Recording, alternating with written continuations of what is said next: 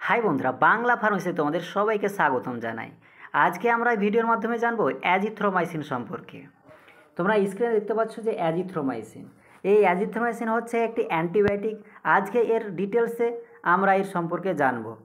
তো চলো ভিডিওটি শুরু করা যাক। ভিডিওটি শুরু করার আগে বলে দিই, এই ভিডিও দেখে কেউ নিজে থেকে কোনো মেডিসিন নেবেন না। মেডিসিন নিতে হলে অবশ্যই ডাক্তারের পরামর্শ নেবেন। আমি ফার্মাসিস্ট মাসুদ আলম আজকে আছি তোমাদের সাথে। তো অ্যাজিথ্রোমাইসিন তোমরা স্ক্রিনে দেখতে পাচ্ছ যে অ্যাজিথ্রোমাইসিন মার্কেটে বিভিন্ন ব্র্যান্ড নেমে আসে, ঠিক আছে। কোথাও আসে অ্যাজিথ্রাল 500, অ্যাজি 500 এবং অ্যাজিকেম 500, এইভাবে আলাদা আলাদা কোম্পানি আলাদাভাবে তৈরি করে থাকে, ঠিক আছে, এবং নাম তার আলাদা দিয়ে থাকে, কিন্তু সবইতে কম্পোজিশন কি একই থাকে, অ্যাজিথ্রোমাইসিন। তো চলো ভিডিওটি বিস্তারিত জেনে নিই। তোমাদেরকে এখানে একটু বলে দিই যে অ্যাজিথ্রোমাইসিন যে ড্রাগটি রয়েছে, ওষুধটি রয়েছে, এই অ্যাজিথ্রোমাইসিনের আগে কিন্তু ইরিথ্রোমাইসিন নামে একটি ওষুধকে সর্বপ্রথম আবিষ্কার করা হয়, সেটা 1950 সালে, ঠিক আছে। একই গ্রুপের ওষুধ অ্যাজিথ্রোমাইসিন, ইরিথ্রোমাইসিন সর্বপ্রথম এসে, তারপরে এসে ক্লারিথ্রোমাইসিন, এইভাবে করতে করতে অ্যাজিথ্রোমাইসিনকে ডিসকভার করা হয়েছে। তো এটা একটু জেনে রাখবে। এবং আমরা জানবো যে অ্যাজিথ্রোমাইসিন কী। অ্যাজিথ্রোমাইসিন হচ্ছে একটি অ্যান্টিব্যাকটেরিয়াল ড্রাগ, ঠিক আছে। এটা কিন্তু ব্যাকটেরিয়ার অ্যাগেনস্টে, অর্থাৎ ব্যাকটেরিয়া যে থাকে সেই ব্যাকটেরিয়ার অ্যাগেনস্টে কাজ করে, ঠিক আছে।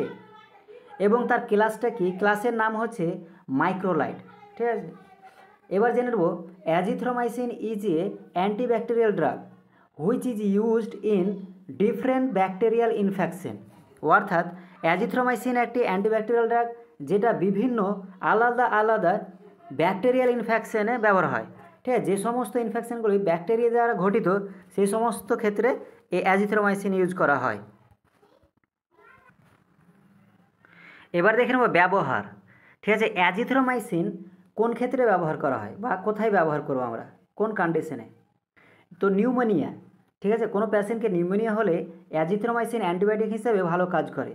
রেসপিরেটরি ইনফেকশন, অর্থাৎ আমাদের যদি রেসপিরেটরি, যদি ব্রঙ্কিয়াতে কোনো ইনফেকশন হয়, ব্রঙ্কিয়াতে কোনো ইনফেকশন হয়, সেই ক্ষেত্রে ইউজ করা হয়। টনসিলাইটিস, যদি কোনো পেশেন্টের টনসিল হয়, তো টনসিলাইটিসের ক্ষেত্রে ভালো কাজ করে, ঠিক আছে। তো টনসিল যদি হয়ে যায়, তো আমরা জানি যে গলায়, আমাদের গলায় দু সাইডে ফুলে যায়, ঠিক আছে। তো সেটা ব্যাকটেরিয়া ঘটিত রোগ, সেই ক্ষেত্রে টনসিলাইটিস, এই ক্ষেত্রে আমরা অ্যাজিথ্রোমাইসিন দিতে পারি, ঠিক আছে, সেটা ভালো কাজ করে এই টনসিলাইটিস। এছাড়াও মাইল্ড ইয়ার ইনফেকশন, কানের মধ্যে কোনো রকম ইনফেকশন যদি হয়, সেক্ষেত্রেও ভালো কাজ করে। Skin and soft tissue infection, যদি কোনো আমাদের স্কিনের মধ্যে অথবা সফট টিস্যুতে কোনো ইনফেকশন হয়, ঠিক আছে, এবং সেটা আমরা আইডেন্টিফাই করতে পারি, তাহলে সেক্ষেত্রে এই অ্যাজিথ্রোমাইসিন ভালো কাজ করে। তো এই সমস্ত ক্ষেত্রে আমরা অ্যাজিথ্রোমাইসিন ব্যবহার করতে পারি, ঠিক আছে। কী কী ক্ষেত্রে, নিউমোনিয়া, রেসপিরেটরি ইনফেকশন, টনসিলাইটিস, ঠিক আছে, টনসিলের ক্ষেত্রে, মাইল্ড ইয়ার ইনফেকশন, কানের ইনফেকশনের ক্ষেত্রে, তারপরে চামড়ায় অথবা চামে অথবা কোথায় সফট টিস্যু, শরীরে কোনো টিস্যুতে যদি ইনফেকশন হয়, সেক্ষেত্রে। এখন জেনে নেব ডোজ, ঠিক আছে। ডোজ সম্পর্কে জানবো অ্যাজিথ্রোমাইসিনের। তবে তোমাদেরকে একটা কথা এখানে বলে দিই অ্যাজিথ্রোমাইসিন সম্পর্কে, যে অ্যাজিথ্রোমাইসিন যদি হাই কনসেন্ট্রেশনে নেওয়া হয়, অর্থাৎ ডোজটা একটু বেশি নেওয়া হয়, তাহলে ব্যাকটেরিওসাইডাল হিসাবে কাজ করে, ঠিক আছে। এবং যদি লোড এবং কনসেন্ট্রেশনটা যদি একটু কম নেওয়া হয়, ঠিক আছে, অর্থাৎ ডোজ কম ডোজে দেওয়া হয়, তাহলে ব্যাকটেরিওস্ট্যাটিক হিসেবে কাজ করে, ঠিক আছে। ব্যাকটেরিওস্ট্যাটিক এবং ব্যাকটেরিওসাইডাল। তো ব্যাকটেরিওস্ট্যাটিক এবং ব্যাকটেরিওসাইডাল কি, আমি তোমাদেরকে এখানে বলে দিই যে ব্যাকটেরিওসাইডাল মানে হচ্ছে যে অ্যাজিথ্রোমাইসিন হাই ডোজে নেওয়ার ফলে ব্যাকটেরিয়াটাকে সম্পূর্ণভাবে কিল করে দেবে, অর্থাৎ মেরে দেবে। কিন্তু লো কনসেন্ট্রেশনে ব্যাকটেরিওস্ট্যাটিক মানে কি, যে inhibit the growth of bacteria, অর্থাৎ ব্যাকটেরিয়ার গ্রোথটাকে কমাবে, ঠিক আছে, থামিয়ে দেবে। এটা হচ্ছে পার্থক্য ব্যাকটেরিওসাইডাল ও ব্যাকটেরিওস্ট্যাটিক। এটা হচ্ছে অ্যাজিথ্রোমাইসিনের একটা ক্যারেক্টার, যে হাই ডোজে নিলে সাইডাল এবং কম ডোজে নিলে স্ট্যাটিক হিসেবে কাজ করে। চলো এবার জেনে নিই আসল ডোজটা, ঠিক আছে, যেটা আমাদের সবচেয়ে ইম্পর্টেন্ট। যে অ্যাজিথ্রোমাইসিনের ডোজ কী হবে, কোনো পেশেন্টকে আমি যে দেবো কীভাবে দেবো। তো অ্যাডাল্টের জন্য অর্থাৎ বড়োদের জন্য কী দিতে হবে, 500 mg ওডি দিনে একবার, ঠিক আছে। বড়োদের জন্য 500 mg দিনে একবার, ঠিক আছে। এটার একটু জিনিস তোমাদের মনে রাখতে হবে, যদি রেসপিরেটরি ইনফেকশনের ক্ষেত্রে হয় তাহলে এটাকে হয় খাওয়ার 1 ঘন্টা আগে অথবা খাওয়ার 2 ঘন্টা পরে দিতে হবে, ঠিক আছে। ভালো করে মনে রাখবে, যদি রেসপিরেটরি ইনফেকশন হয় তো সেক্ষেত্রে কি, যে তাকে খাওয়ার 1 ঘন্টা আগে অথবা 2 ঘন্টা পরে দিতে হবে, ঠিক আছে।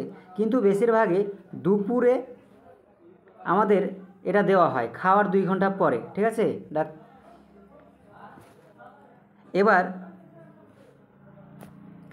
বাচ্চাদের ক্ষেত্রে কি, বাচ্চাদের ক্ষেত্রে কি ডোজ থাকবে, বাচ্চাদের ক্ষেত্রে ডোজটা হবে যদি কোনো বাচ্চা পেশেন্ট, ঠিক আছে, 6 মাসের উপরে হয়, ঠিক আছে। মনে রাখবে ভালো করে যে যদি 6 মাসের উপরে হয় তাহলে 10 mg পার কেজি, ঠিক আছে। 1 কেজিতে 10 mg, ঠিক আছে, 10 mg। অর্থাৎ তোমাদের বোঝানোর জন্য যদি বলি, যদি একজন বাচ্চার ওজন, একজন বাচ্চার ওজন যদি 10 কেজি হয় তাহলে সে কত পাবে, 10 × 10 কত, 100 mg, ঠিক আছে, দিনে একবারে পাবে, ঠিক আছে। 100 mg একবার দিনে দিতে হবে যদি 10 কেজি ওজন হয়, এইভাবে ক্যালকুলেশন করতে হবে। আশা করি তোমরা জায়গাটা বুঝতে পেরেছো। ভিডিওটি ভালো লাগলে অবশ্যই লাইক করে দেবে এবং আমাদের সাথে থাকার জন্য চ্যানেলকে অবশ্যই সাবস্ক্রাইব করে দেবে। Thank you.